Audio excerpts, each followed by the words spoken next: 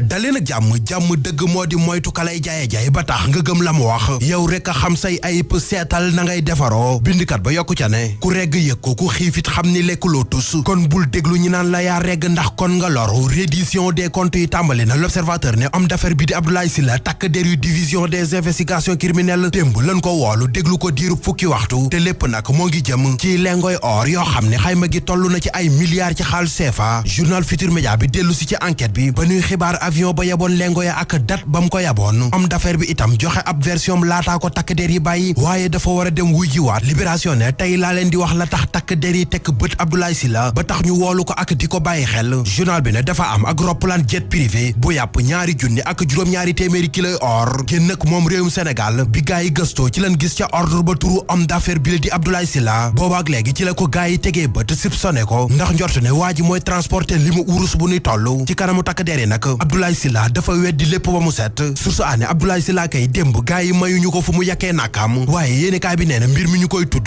bu dee ne atum 2020 la woon booba homme d'affaires bi moo nga woon ca États-Unis d'Amérique dëgg la am déet nag source aane na passeport am dina ko leeral keneen ku nu woolu ngir mu leeral moo di Lat Diop Tribune ne toppaate ga tàmbali na tey ji lanu woolu Lat Diop source aane ñi ñu tuddoon ci mboxum wala ki léexoor wala yorin gu jubul ci nguuru Macky Sall nguur gi fi nekk déclenché nañ yëf ya ngir déglu leen ci Lat Diop la ñuy tàmbalee l'observateur ne démb lañ ko jox këyit gi koy xamal ne war naa wuy ji tey ji ci samedi bi ca kanamu division des investigations criminelles libération ne Lat Diop ñaari mbir moo tax ñu convoqué ko bu njëkk ba moo di mu andi leeral ci ni mu yore woon liñ ko dénkoon ci réew mi ba ca des moo di mbirum Jérôme Bandiaki mi nu teg loxo susu at di dellu si ci nekk ni ko Jérôme Bandiaki ca loxoy takk der ya le quotidien reddition des comptes gi daal tàmbali na journal bi di dellu si waat ci la cay lëkkale OFNAC ak parquet financier finance su réew mi pression fiscale ba ci exécution budgétaire bi lépp l'observateur xëy na di ci waxtaan ak Alassane Niang ñu fekkaat ko ci direct news moom spécialiste en réforme institutionnelle ak gouvernance publique bi muy faram-fàcce kopparu ko réew mi ponk par ponk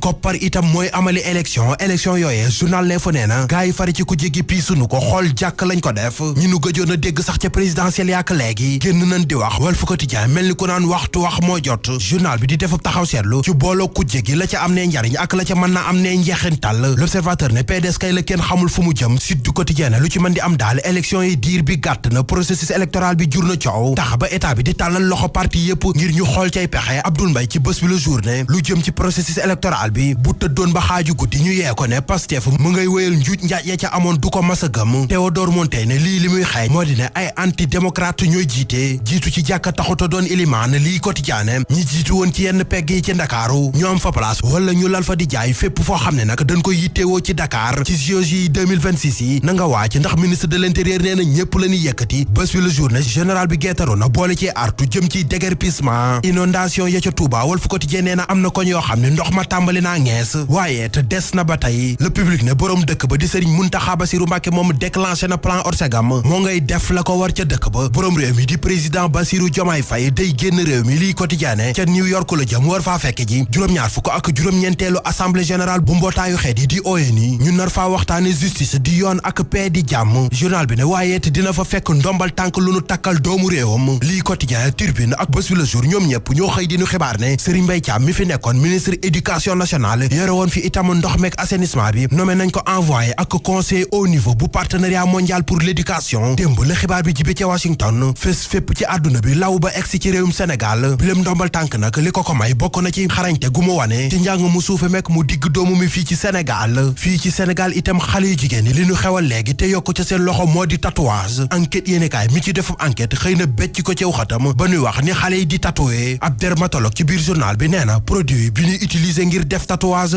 day joxe cancer